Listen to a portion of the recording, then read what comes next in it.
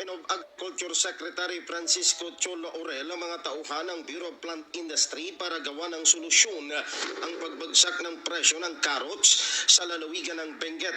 Sinabi ni Secretary Laurel na kung totoong nagkaroon ng oversupply ng carrots sa Benguet ay bibigyan ito ng solusyon. Inihayag ni Laurel na isa sa pinakamabilis na solusyon ay tulungan ng mga maggugulay sa lugar upang madala sa pinakamalapit na mga cold storage facilities ng gobyerno ang kanilang produkto. Ayon kay Laurel, ang tanging magagawa ng Department of Agriculture para matulungan ang mga naluging mga magsasaka ng carrots ay bigyan sila ng bagong seedlings para makabawi dahil walang pondo ang ahensya para sa cash incentives. It is a case again of overproduction at sabay-sabay na harvest. Sa ngayon, nagpapunta na ako ng tao sa Benguet also and some trucks para tumulong humakot ng carrots papunta sa mga merkado dito sa Manila. Ang good news natin as binibid out na yung mga cold storage systems natin as we speak, kasama dyan yun sa Benguet at mga modular yun so ang magandang balita doon at tinutulak din ito ng ating presidente na yung kanyang nagbigay siya ng budget last year for the cold storage is that ang latest update ko kay presidente ay within this year may implement halos lahat yan. Batay sa report, bumagsak ng 3 piso hanggang 5 piso ang presyo ng carrots sa kada kilo sa Benguet dahil sa dami ng supply na hindi naman naibababa sa mga palengke dito sa Metro Manila, partikular sa Litex Market. Sa ginawang panayam ng Net25 News Team sa mga nagtitinda ng gulay ay nasa 60 pesos hanggang 100 pesos ang kada kilo ang presyo ng carrots dahil hindi naibaba sa Metro Manila ang napakaraming carrots na inani sa Benguet. Magkano isang kilo? 100? 100, tumaas. Tumaas. Magkano ba dati? 80. 80. So hindi kayo apektado ng sinasabi nilang nagtapon ng maraming carrots sa Bagyo? Hindi. Hindi. Sige, salamat ha. Anak kong carrots na yun sa 100 kilo. So hindi naramdaman dito yung sinabing itinapon sa Bagyo, yung mga nasayang na carrots? Sayang. Hindi dito po Hindi. Saan nanggagaling yung carrots nyo? Galing po itong balita. Vic Sumintak para sa Mata ng Agila, matatag. Ayan mga kababayan, magandang gabi sa inyong lahat. Biker Adventure mga kababayan, pag-usapan natin itong kalunos-lunos ito na namang nangyayari sa ating mga magsasaka, ating mga kapatid ng mga magsasaka nga dapat ito siniseryoso ng ating gobyerno ang pagtulong ng ating mga magsasaka. Pero tingnan nyo mga kababayan, ang kanilang ani napunta lang sa pagkasira, bagsak sa 5 piso hanggang 3 piso ang presyo doon sa hindi daw na ibababa ng Manila mga kababayan. Samantalang sa palengke mahal ang carrots, kahit tumpok-tumpok dito sa palengke mga kababayan, mahal pa rin. 80 hanggang 100 ang kilo sa carrots. Pero sa ating mga magsasaka sa Benguet, nalugi na sila, natatapon na lang. Kasi hindi seryoso ang ating gobyerno ang ating mga magsasaka suportahan. Unang-una, matagal sa mga ilang vlog ko bago lang ako nagba-vlog. 'Yun ang unang topic ko Sana ang ating gobyerno upang magiging food sufficient tayo, tulungan ng ating mga magsasaka, hindi sa pamamagitan ng pagbibigay ng ayuda, hindi sa pamamagitan ng pagbibigay ng cash. Ang hilig-hilig talaga sa ating mga government official nga maglabas ng cash. Ang gobyerno, ayuda ng ayuda, cash ayuda. Hindi po yan ang kailangan. Ang kailangan ng ating mga magsasaka upang hindi masira ang kanila kasi yan ang problema pag nagkasabay-sabay ang harvest, bagsak presyo, at saka sasabotahiin na naman sila sa mga sindikato Pag hindi ibenta ng mura, hindi bibilhin ang kanilang produkto. Kaya ang ating panawagan sa gobyerno, dapat lahat ng mga farm area, yung mga sakahan talaga ng mga tulad ng Benguet, Mindoro, sa Isabela, lahat ng mga lugar nga sentro ng ating mga magsasaka, dapat tayuan ng gobyerno ng mga cold storage facility. Noon pa natin sinasabi yan, no? Upang kahit magsabay-sabay ang ani, hindi maitatapon ang produkto ng ating mga magsasaka. At saka dapat yan, gobyerno na ang aangkat, bibili ng mga ani ng ating mga magsasaka upang maibinta sa mga palengke. Pero ang importante talaga, mga kababayan, ang ating gobyerno maging seryoso sana sa pagsuporta sa ating mga magsasaka. Cold storage facility talaga ang kailangan. Bilyon-bilyon ang pira nga inilalaan la sa ayuda, bilyon-bilyon ang pira nga itinatapon la sa sa flood control project. Hindi man lang nila natapunan ang ating mga magsasaka sa yung maistakan sa kanilang ani. Yan ang dapat paghandaan ng gobyerno. Yung mapag-istakan ng mga ani, harvest ating mga magsasaka, hindi ho dapat ang mga private corporation ang magtayo ng mga cold storage facilities, kasi yan sila ang sumasakal sa ating mga magsasaka no? Pag yung mga private nga mga cold storage nga nag-ano diyan o operate diyan sa mga lugar ng mga sakahan ng ating mga kapatid ng mga magsasakang Pilipino, andyan na naman nila sasakalin ng mga magsasaka pag tag-ani. Pag lalapit ang mga magsasaka sa kanila upang doon imbak ang kanilang ani, sasabihin agad nga walang bakante, puno, no? Ngayon, bibilihin na ng mura. Pag hindi ibibinta ng mga magsasaka ng paluging presyo, masasayang ang ilang mga produkto. Tulad ng nung nakaraan, yung siling grain, yung siling atsal, pag tawagin sa Bisaya. Ano bang tawag sa Tagalog yan? O di ba, pinagtataga na lang ng magsasaka. Dismayado ang magsasaka mangiyak-iyak, pinagtataga na lang yung niya, ani. Hindi na itutulak sa sa palengke. Samantalang mahal sa palengke 'yun. Pero doon sa kanila, nabubulok lang. Alam niyo bakit? Pinabayaan ng gobyerno di ba? Pinabayaan ng ating gobyerno. Dapat 'yun ang trabaho ng mga taga-agriculture. Alam lang saang area yung mga nag-harvest na, dapat yun ang pinupuntahan. Dinadalahan ng truck upang tulungan ang mga magsasaka hindi malugi. At saka yung mga Pilipino, mga consumer sa palengke, makakain ng murang produkto ng ating mga magsasaka. Makakain ng pagkain mura, hindi diba? Ang presyo sa palengke napakamahal. Pero ang ating mga magsasaka hindi kumikita. Pero patuloy ang pag-angkat ng mga imported ng mga diba? Mga agricultural products.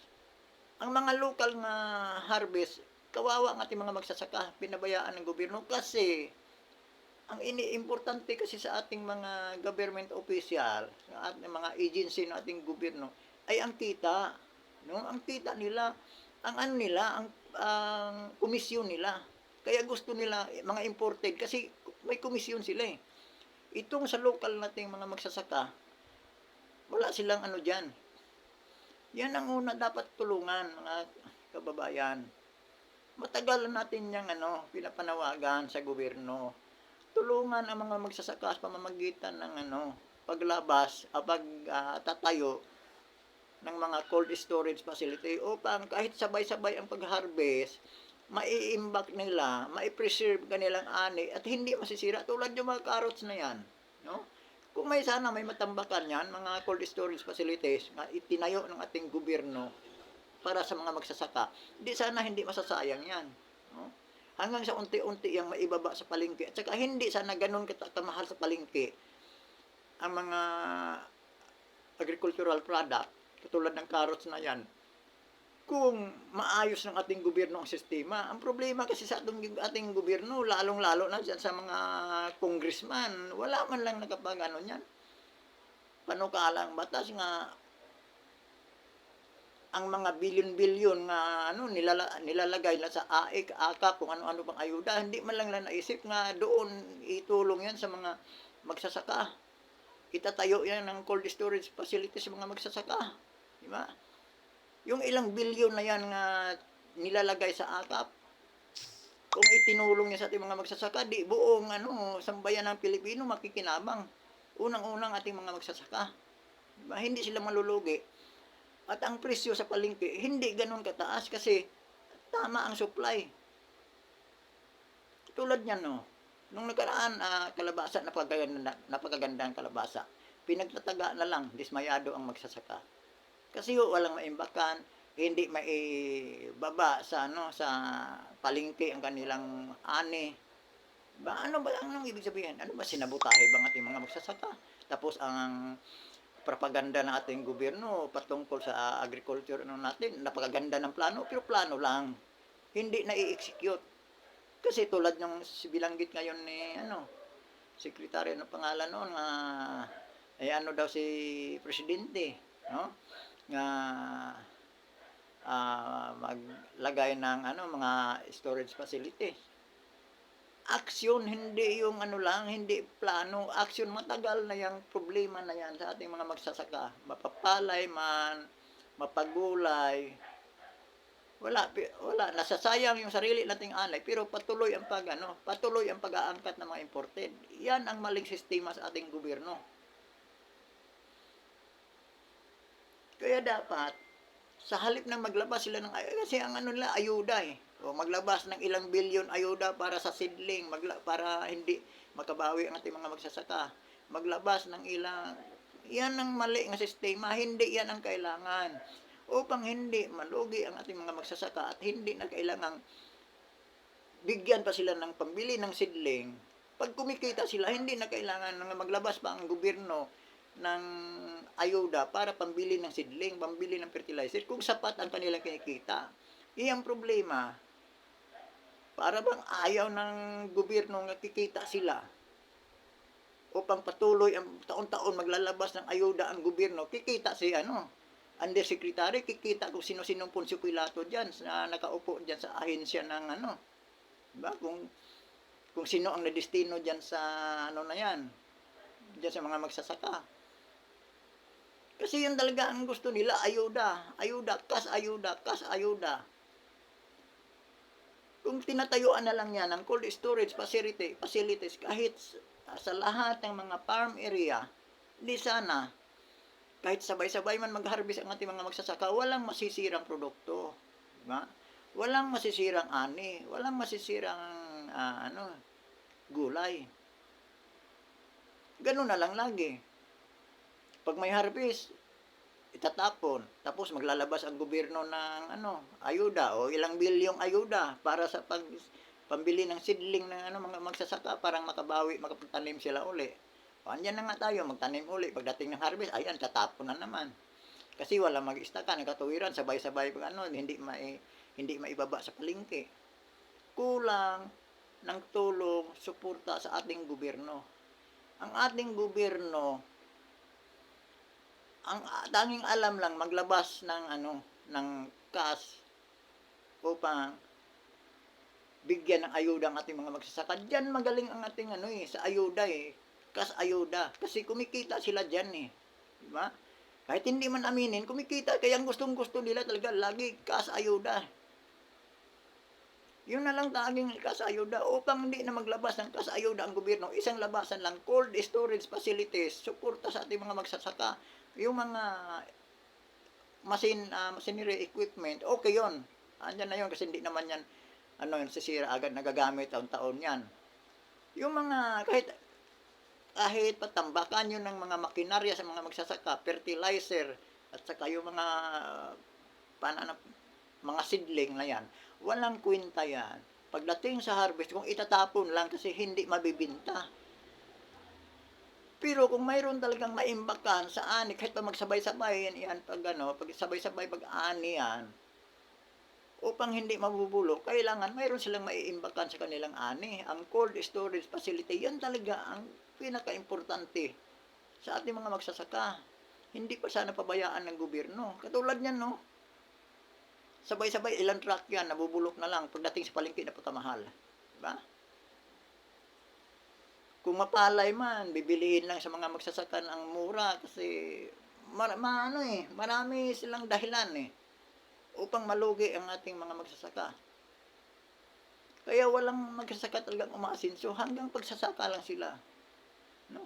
Kaya sa mga bagong henerasyon, tinatamad na magsaka kasi nakikita Wala namang kita ang mga magsasaka hanggang ano lang. Diba?